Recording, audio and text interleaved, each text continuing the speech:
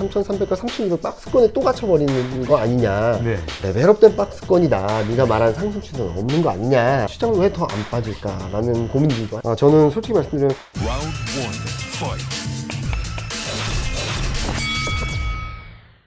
안녕하세요. 박종원의 경제 한방입니다. 최근에 인플레이션 우려와 함께 이 경기 둔화도 온다 그러니까 이 주식 투자하시는 분들이 고민이 많을 것 같은데요.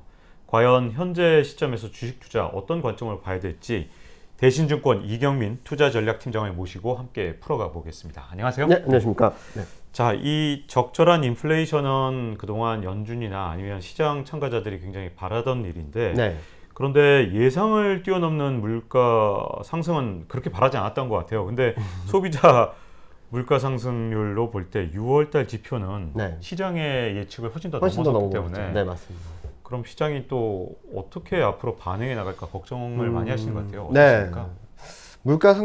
물가에 대한 레벨 자체는 많이 높아진 것 같아요. 그리고 예상했던 것보다 물가 상승이 흘러가는 흐름들이 한두 달 정도 더 연장되는 듯한 그림들은 맞다라고 말씀을 드릴 수 있겠는데요. 그런데 시장 반응을 보면 요번에도 4월 달에도 그렇고 5월 달에도 그렇고 6월 달에도 그렇고 물가 상승률이 너무 서프라이즈한 결과가 나왔는데 시장 반응은 전혀 안 그랬거든요. 네. 아니 놀랄 때마다 일종의 예방주사 맞은 사람들처럼 네, 그런 것처럼 점점 덜 놀라는 것 같아요. 맞아요. 근데 왜 물가가 이렇게 예상보다 많이 올라왔나라는 생각을 해본다면 에너지 가격, 그러니까 원자재 가격이라든지 원유라든지 그런 에너지 가격들이 많이 올랐고요. 2% 전월 대비로도 2%가 올랐고, 또 하나는 저도 예상하지 못했거든요. 예상치 못했던 것 중에 하나가 중고차 가격이 또 전월 대비 10% 넘게 올랐던 거예요. 엄청나게 올랐더라고요. 네, 근데 전년 대비로 45%. 네, 엄청난 거 아닙니까? 제가 더 이상하다고 말씀드렸던 이유는 중고차 가격 인덱스는 6월 달에 빠졌습니다. 6월 달에 빠졌었는데, 네. 근데 10%가 올랐다? 그래서 저희 이코노미스트랑 얘기를 했는데, 이게 집계하는 시점이라든지 그런 거에 차이가 있어서 6월 달에도 중고차 가격이 초반에는 많이 올랐다가 이렇게 좀 꺾인 게 아니냐. 그렇게 본다면은 이 초반부에 업데이트 됐던 부분들이 반영이 되면서 많이 오를 수는 있다라고 얘기를 하셨는데, 저는 그래서 좀 깜짝 놀라기도 했고요.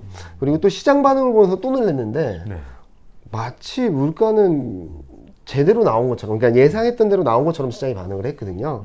그런 것들을 전반적으로 봤을 때 연준에 대한 신뢰도가 좀 남아있는 것이 아닌가, 강해진 것이 아닌가. 네. 연준이 그동안 계속적으로 반복해왔던 언급들은 우리는 인플레이션을 통제할 수 있다, 물가 상승은 일시적이다, 그리고 지금 고용까지는, 완전 고용까지 멀리 있다, 금리 인상까지는 좀 시간이 필요하다, 뭐 여러 가지 얘기들을 했었는데, 그런 것들에 대한 신뢰도가 쌓이면서 물가가 오른 것들을 보니까 기조적으로 오른다라기보다는 에너지 가격, 그리고 중고차 가격이 또 올랐어? 이것 때문에 많이 올랐구나 라는 인식을 하면서 시장은 물가 서프라이즈에 대한 불안감들보다는 이제 멀지 않은 시점에 정점을 통과하겠구나, 중고차 가격도 보니까 이미 꺾였네, 그러면은 다음 달에는 좀 진정이 되겠구나 라는 기대 심리, 안도감을 더 크게 시장에 녹여낸 것이 아닌가라는 생각을 하고 있어서요. 물가, 레벨은 높고, 그리고 또 거기에 대해서 예상보다 좀 길어지긴 했지만, 경제 성장을 꺾을 만큼의 이벤트인가, 라는 부분들에 있어서는 아직까지 그렇진 않다라는 생각을 하고 있습니다. 이런 물가 상승 지표가 나올 때마다 이 파월에서 반복적으로 하는 말이 이거 일시적이다. 맞습니다. 이렇게 얘기를 하는데, 그러면서 동시에 인플레이션 파와 지금 미국에 보면 디플레이션 파가 지금 서로 싸우는 느낌이라 그럴까요? 맞습니다. 어느 쪽에 좀 더 무게를 두고 계십니까? 저는 디플레이션까지는 아니다라고 말씀드리겠고요. 저는 인플레이션 환경으로 진입한 거는 맞다. 다만 지금의 급등세, 그리고 지금의 레벨이 지속되기보다는 올해 말 내년 상반기 정도까지는 좀 안정이 됐다가 그다음, 그러니까 2022년 하반기 때 진짜 물가가 올라갈지 아니면은 진짜 물가가 하향 안정세를 이어갈지 좀 결정이 될 것 같다라는 말씀을 드리고 있어서요. 지금 현재 시점에서 물가가 5%대 이거는 조금은 일시적인 영향들이 좀 많이 반영된 흐름이기 때문에 한 3%, 2%대 중후반 정도까지는 하향 안정세를 보일 수 있고, 이 과정에서 주식시장이 그렇게 나쁘지만은 않을 것이다 라는 말씀을 드리고 있고요. 중요한 것은 올해까지는 저는 물가나 금리가 웬만큼 올라서 주식시장의 흐름들을 바꿔놓지는 않을 거라고 생각하고 있습니다. 미국 GDP 성장률 전망, 블룸버그라는 데이터베이스 회사에서 집계한 게 6.6%고요. 엄청난데 진짜. 미국 중앙은행에서 전망치로 내는 게 7%입니다. 네. 그런데 물가 상승률이 웬만큼 올라온다라고 해서 경기 성장에 대한 훼손을 줄 정도의 압박은 아니다라고 생각을 하고 있고, 그렇게 본다면은 올해까지는 조금은 여러 가지 변수들보다는 경기 흐름들, 경기 방향성에 대한 좀 포인트가 맞춰지면서 시장은 우상향하는 그림들을 만들어줄 수 있겠다라는 생각을 하고 있습니다. 네. 그리고 주가가 워낙 지금 많이 최근에 올라서 그런지 반대쪽으로 걱정하시는 분들도 맞습니다. 생기는 것 같아요. 뭐냐면 이게 델타 바이러스도 최근에 퍼지고 맞아요. 그러니까 이게 인플레를 지금 걱정할 때가 아니고 이 경기가 정점을 지나서 이제 내려가는 시점이 올 수도 있다. 그리고 조금 더 걱정하시는 분들은 혹시 더블 D 보는 거 아니야? 맞아요. 이렇게까지 걱정하시는 맞습니다. 분들이 있던데 이쪽 걱정은 해야 되는 겁니까? 아니면 안 해도 됩니까? 이거? 더블 딥까지는 너무 많이 멀리 간 것 같다는 생각을 하고 있고요. 네. 경기 모멘텀 둔화는 맞습니다. 아. 왜냐면은 숫자로 보여지는 전년 대비 변화율 자체가 네. 4월, 5월 달에 정점을 찍고 둔화되고 GDP 성장률 전망 또한 2분기에 피크를 기록하고 둔화될 것으로 보고 있어요. 네. 그런데 저는 좀 그런 주장은 당연히 나오겠죠. 왜냐면은 장기적으로 시계를 놓고 봤을 때 경기 모멘텀, 경제 지표들이 전년 대비 변화율과 주식시장과의 상관관계가 굉장히 높기 때문에 그런 해석들은 충분히 가능하다라고 생각을 해요. 그런데 돌아가서 본다면 4, 5, 6월 달에 산업 생산 지표는 30%를 넘었고요. 전년 대비. 네. 소매 판매 증가율은 50%가 넘었습니다. 근데 왜 이건 반영을 안 했죠? 무슨 말씀을 드리고 싶냐면 예. 기저효과라는 것들을 조금 감안해야 된다라는 말씀을 드리고 있어요. 2분기 때 4, 5, 6월 달에 경제지표가 전년 대비 변화율이 대폭등을 했습니다. 진짜 시계열을 아무리 길게 놓고 봐도 이렇게 이 과거 흐름들은 보이지가 않고 요번 몇 달간의 흐름만 쫙 보일 정도로 굉장히 높거든요. 그렇게 본다면은 기저효과에 의해서 이렇게 높아진 거니까 너무 예민하게 반응을 할 필요 없다라는 말씀들을 많이 하셨는데 그런데 둔화되니까 얘는 큰일 났어 라고 하는 게 저는 좀 당황스럽거든요. 둔화되는 흐름들이 기저효과가 약해지고 소멸됨으로 인해서 둔화되는 흐름이라면 저는 이 또한 큰 영향이 없을 거다라는 말씀을 많이 드리고 있어요.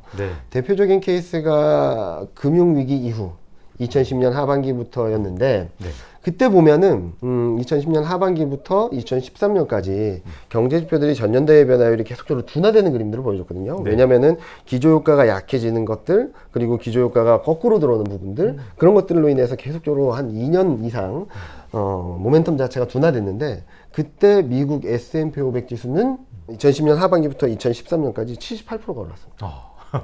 그리고 상관관계를 보면은 역산관 관계거든요. 그러니까 증시는 올랐고 경기 모멘텀 둔화되고.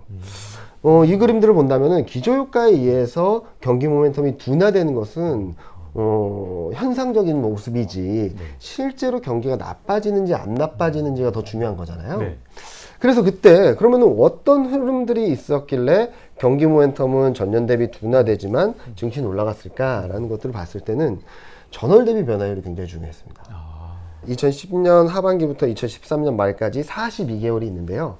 이 중에 32개월 동안 전월 대비 변화율이 플러스였거든요. 78% 확률로 전월 대비 변화율이 플러스였다는 거예요. 그 의미는 뭐냐면 전월 대비 변화율이 플러스라는 것은 경기 흐름 자체가 계속 우상향으로 가고 있다는 의미거든요.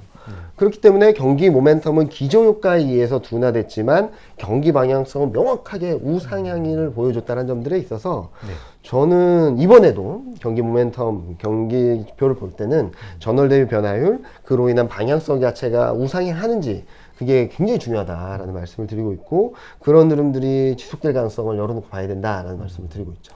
근데 이제 또 우리나라 같은 경우는 또 미국하고 다른 점이 맞아요. 미국 증시가 올라갔는데 맞습니다. 우리만 이렇게 낮아지면서 네네. 그럴 때마다 나오는 용어가 있잖아요. 디커플링. 그리고 그 디커플링의 원인을 그때마다 따져보면 우리 수출이 좀 안 좋았을 맞습니다. 때 그런 일이 일어나더라고요. 정확하게 보셨어요. 그러면 이번에 이제 우려가 살살 나오는 게 네. 올해 4분기부터 수출 실적이 안 좋을 거라고 보는 증권사들이 조금씩 늘어나더라고요. 우리만 수출이 안 돼서 또 주가가 디커플링 일어날 가능성은 어떻게 보십니까? 전 이번에 좀 많이 낮다. 낮은 편이다. 낮은 그런 편이다. 확률이 별로 높지 않다. 말씀하셨던 대로 제가 지금 사례를 들어든 게 미국 쪽이잖아요. 2010년 하반기부터 2013년까지. 근데 이때 미국 증시는 쭉 우상향을 했는데 한국 증시는 2011년 상반기까지 쫙 올랐다가 그 다음부터는 계속 박스권이었거든요. 말씀하신 그대로 수출 모멘텀이 수출 증가율이 제로 수준에서 플러스 마이너스를 반복하다 보니까 한국 증시 박스권에 갇혀버렸었거든요.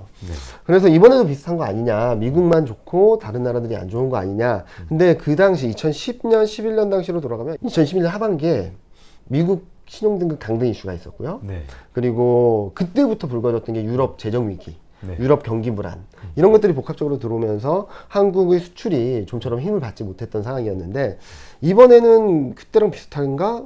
좀 그렇진 않은 것 같아요. 네. 미국 경제에 대한 눈높이는 6.6, 7%까지 쫙 올라온 상황이고, 최근 눈에 띄는 부분들은 유럽 쪽에서의 경기 회복 기대감들이 들어오고 있어요. 영국은 지금 올해 GDP 성장률이 6.8%까지 엄청나게 올라왔고요. 네. 그리고 유로존 같은 경우도 지금 4%대 중반으로 막 올라오고 있는 상황이거든요. 네. 어떻게 본다면은 미국과 유럽 간의 경기 회복 속도라든지 타이밍이 좀 안 맞긴 했지만 방향성 자체는 개선 쪽으로 바라보고 있다는 것이죠. 그렇게 보고 그런 흐름들에 있어서 2011년처럼 미국만 잘 나가고 유럽이 망가지고 신흥아시아가 좀 부진한 흐름들은 아닐 거다라고 생각을 하고 있고요. 중국 같은 경우도 최근 경제 지표들 보면은 모멘텀이 둔화되다가 다시 한번 이렇게 올라오는 듯한 모습들을 보여주고 있고, 경기 모멘텀이 좀 흔들리는 듯하니까 중국은 바로 지준율 인하를 단행하는 등 조금만 불안해지면은 정책적인 대응력을 강하게 보여주고 있어서 네. 글로벌 경기 흐름들이 좀 급격하게 네. 안 좋아지는 가능성은 굉장히 낮다라는 말씀을 드리고 있고, 또 하나는 그동안에는 수출에 있어서 반도체라든지 일부 품목에 대한 의존도가 높았었는데, 지금 보면 반도체가 역사적 고점, 역사적 최대 실적을, 수출 실적을 보여주지 않고 있음에도 불구하고 2차 전지, 그리고 자동차 이런 쪽들이 전반적으로, 그리고 시클리컬 업종들 전반적으로 좋은 그림들을 만들어주고 있어서, 저는 수출 모멘텀이 둔화되는 거 맞죠. 왜냐면 기저효과 때문에 둔화되는 건 맞지만, 수출 모멘텀이 갑작스럽게 마이너스로 간다거나 아니면 악화되는 그림으로 가기는 좀 쉽지 않다라는 말씀을 드리고 있고요. 그러면은 많은 분들이 올해 2분기 때 GDP 성장률도 다 높아졌다가 툭 떨어지는데, 네. 아유 이거 불안하다라고 하시는데, 툭 떨어지는데 미국 GDP 성장률 6.5, 6.7입니다. 네. 하반기가. 네. 낮다라고 봐야 될까요? 이게 경기가 안 좋다라고 봐야 될지, 저는 좀 그래도 괜찮다라는 말씀을 드릴 수 있는 레벨이라고 생각을 하고 있어서, 저는 경기 모멘텀 둔화 그리고 피크아웃에 대한 부분들은 헤드라인으로 찍히는 것은 맞지만 실질적으로 증시에 영향력을 미칠 만큼의 흐름들은 기저효과에 의한 부분들로 인해서 그 영향력 자체는 굉장히 반감될 것이고, 경기 모멘텀에 있어서는 전월 대비 변화율, 경기 방향성들에 좀 더 포인트를 두고 시장을 바라보자는 말씀을 계속적으로 드리고 있습니다. 그리고 이제 전체적으로 코스피를 바라봤을 때 요즘의 특징이 3,300 갔다가 내려왔다 이러니까 어떤 식으로 투자 시점을 잡아야 될지 고민하시는 분들이 많을 것 같은데요. 맞습니다. 이럴 때 이 투자자들한테 충고를 해주신다면 어떻게 해주실까요? 저도 이 부분에 대해서 오늘 아침에 텔레그램이랑 페이스북에 적기도 했거든요. 네. 저는 솔직히 말씀드리면서 시장이 좋아질 수 있다. 3월 말부터 굉장히 강하게 바이콜을 드렸었는데, 벌써 4월, 5월, 6월, 7월 4개월째 3,300과 3,000, 뭐 레벨 자체는 좀 올라오긴 했지만 3,300과 3,200 박스권에 또 갇혀버리는 거 아니냐. 네. 레벨업된 박스권이다. 네가 말한 상승 추세는 없는 거 아니냐. 네. 라는 말씀들을 많이 하시는데요. 그러면은 첫 번째로는 왜 이렇게 3,300을 갈 때마다 툭 떨어지고 하는지를 좀 생각을 해보면은, 제가 조금 미스했던 부분들은 원달러 환율인 것 같아요. 원달러 환율을 보면은 1분기 때는 달러 강세, 원화 약세 같이 움직이면서 시장의 불안 심리를 조정했다가 4월 달에 좀 같이 떨어지다가 5월 달에는 달러는 떨어졌는데 원화만 올랐거든요. 네. 공매도였습니다. 공매도 쪽에서 외국인이 9조 이상 매도를 하면서 네. 원화만 유독 약한 모습들을 보여줘서 1150원 근처까지 갔었다가 또 이제 공매도가 1달러 되면서 좀 진정되는 모습을 보이는 듯 했다가 달러랑 같이 움직였던 게 또 6월 FMC. 네. 거기서 긴축에 대한 불안감들이 들어왔었고, 이제 또 진정되는 듯 했다가 1130원, 1120원대로 가다가 또 한 번 달러나 움직이지 않았는데 원달러 환율만 튀어오른 거는 또 이제 코로나19. 네. 그러니까 달러 인덱스를 보면 90에서 93, 90, 92 이렇게 움직였는데 원달러 환율은 1110원에서 1150원, 1130원, 1150원 굉장히 높은 레벨에서 왔다 갔다 하고 있거든요. 네. 그러면 환율이 왜 중요한가라는 것들을 물어보신다면 여러 가지 변수들도 있었겠지만 수급적으로 굉장히 좀 취약하게 만들었던 것 같습니다. 원달러 환율이 고공행진을 할 경우에는 외국인 매도가 네.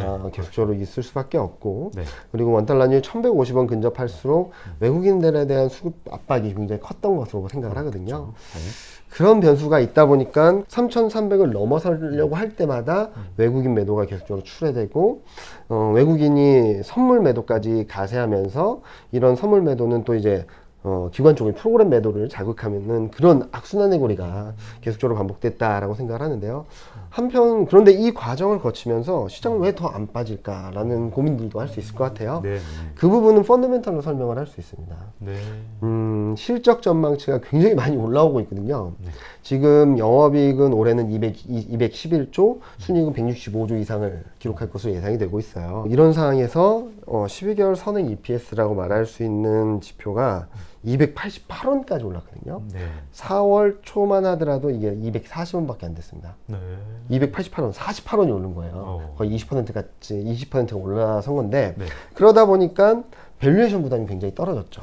그래서 지금 코스피가 3,200선을 이탈하게 되면 네. 12개월 선행 PER이라는 그냥 예상되는 이익 대비 주가 레벨 밸류에이션이 11배 밑으로 갑니다. 11배 밑으로 가거든요. 굉장히 가격적인 좀 밸류에이션적인 측면에서 매력적인 수준이라고 볼 수 있겠죠. 예를 들어 드리면 올해 초에 코스피가 장중에 3,260을 기록했을 때가 15배였어요. 근데 지금은 3,200을 깨면은 11배가 깨진다. 네. 밸류에이션 매력이 굉장히 네.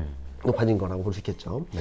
그래서 밸류에이션이라든지 이익이라든지 펀더멘탈을 보면은 더 떨어지긴 어려운 환경이고, 그렇다고 해서 3,300을 넘어서자니 환율이랑 외국인 수급에 의한 기관 매도가 계속적으로 눌러주는 굉장히 좁은 박스권 등락을 보이고 있다라고 생각을 하는데, 저는 궁극적으로는 이 좁은 박스권에서 위쪽으로 상향 돌파할 수 있다라고 생각을 하고 있고요.